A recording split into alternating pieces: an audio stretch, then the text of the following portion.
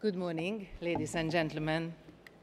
Your Excellency, Mr. Alassane Ouattara, President of the Republic of Côte d'Ivoire, Your Excellency, Mr. Ali Bongo Ondimba, President of the Republic of Gabon, Your Excellency, Mr. Paul Schmidt, the President of the Republic of Hungary, Your Excellency, Mr. Tilman Thomas, Prime Minister of Grenada, Your Excellency, Mr. Pascal Irene Koupaki, Prime Minister of the Republic of Benin, Your Excellency, Mrs. Aliyeva, First Lady of the Republic of Azerbaijan, Madam Chairperson of the Executive Board of UNESCO, Madam Director General of UNESCO, Excellencies, ladies and gentlemen, distinguished delegates, dear friends. I would like to reiterate the expression of my heartfelt gratitude to the Member States for having elected me as President of the General Conference. As people have heard me say before, it is an immense honor for me, someone in whose life music is so instrumental, to be trusted with the mission of helping the Member States to speak in tune. The great virtuoso musician Franz Liszt has said that the principal task of a conductor is not to put himself in evidence, but to disappear behind his functions. And I would add, and look for harmony. Those words resonate harmoniously with the spirit of this room, which was built to host the concert of nations that decided to work together in the awareness that since wars begin in the minds of man, it is in the minds of man that defenses of peace must be constructed. Albert Einstein expressed the same idea when he stated that peace cannot be kept by force. It can only be achieved by understanding. It is a delight to start my mandate with such a major meeting. It is a high-level meeting because we are graced with the presence of high-level personalities. It is a high-level meeting also because it offers an opportunity to discuss fundamental issues, issues that send us back to the very reason why we have UNESCO and even the United Nations in first place. Let us remember that the central objective of the United Nations and UNESCO was to institute a parliament of humanity dedicated to save succeeding generations from the scourge of war and to promote social progress and better standards of life in larger freedom. 66 years on, a brief look at the state of the world reveals that for a large part of human population, these objectives remain distant aspirations.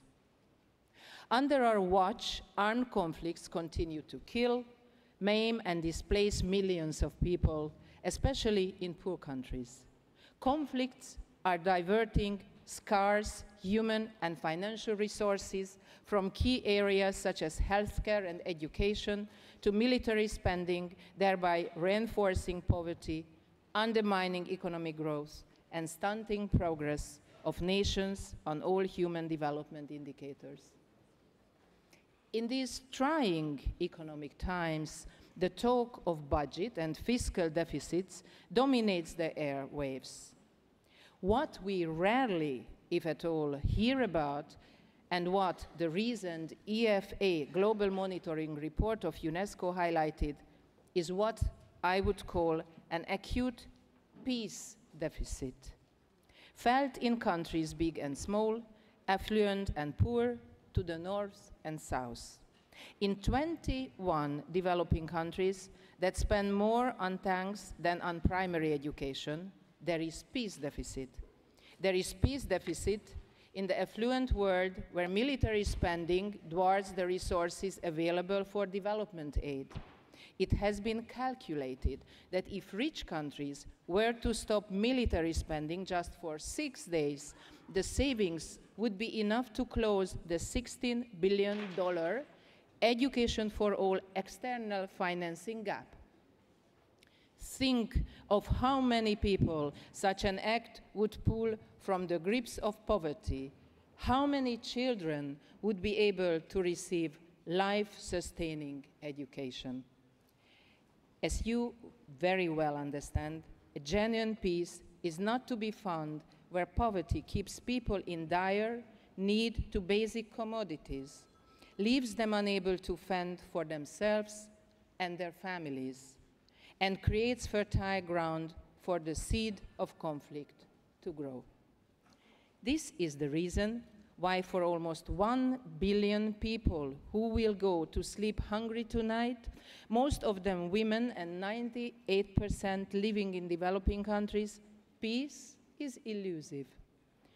For more than 600 million children in developing world that live on less than $1 a day, and for 200 million malnourished children and their families, there is no meaningful peace to speak of. For almost 800 million people without basic literacy skills, 2/3 of them women, who are barred from a meaningful participation in social life and the realization of their full human potential, peace is a fleeting concept. In other words, under the conditions of structural underdevelopment, where basic elements of human security are missing, culture of peace can hardly take hold. To advance our peace agenda, therefore, we have to cultivate a myriad of conditions that contribute to sustainable development, human rights and freedoms, inclusive and tolerant societies, reconciliation, and intercultural dialogue. The promotion of this positive notion of culture of peace, besides an aim in itself, is a powerful antidote against violence, and as such, an expression of UNESCO's fundamental mandate.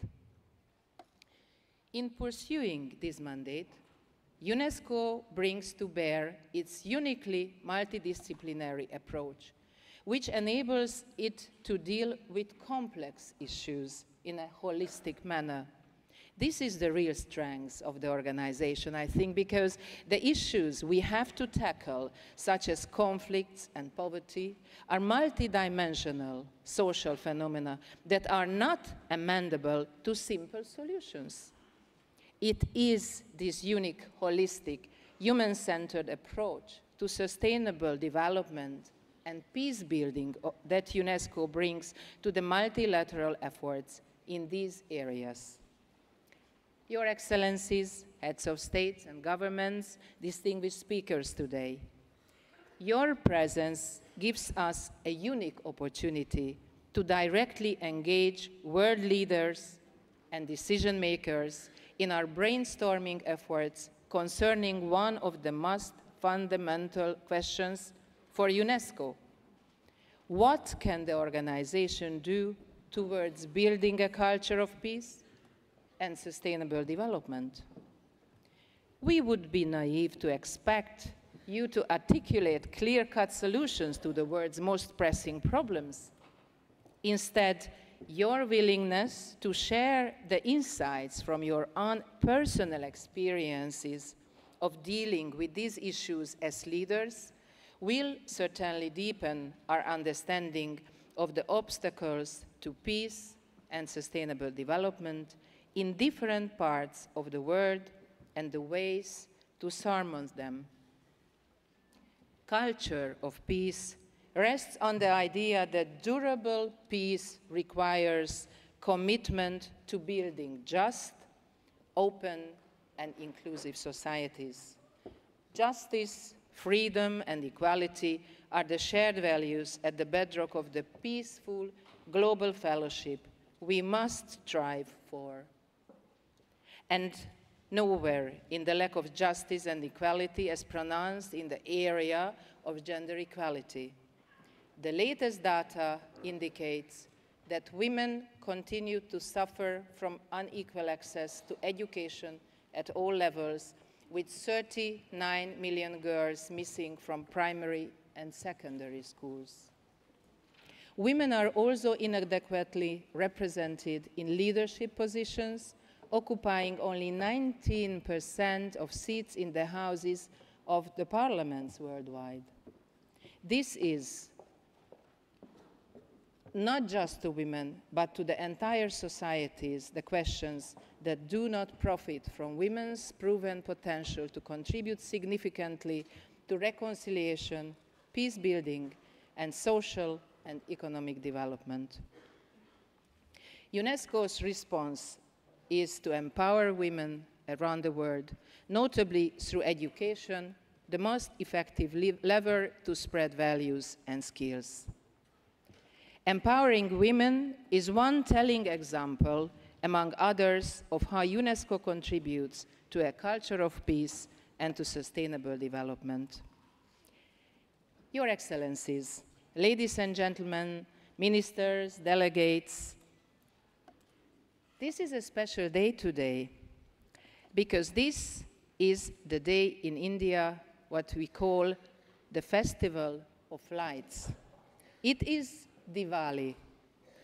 This evening, billions of lamps will be lit to welcome the new year, to pray for peace and prosperity, and to celebrate the victory of good over evil.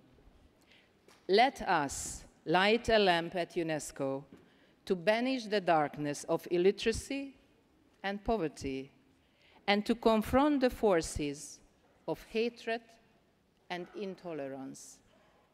I'm confident that under the roof of UNESCO, the encounter and the open exchange of ideas among the world leaders can significantly advance this aim.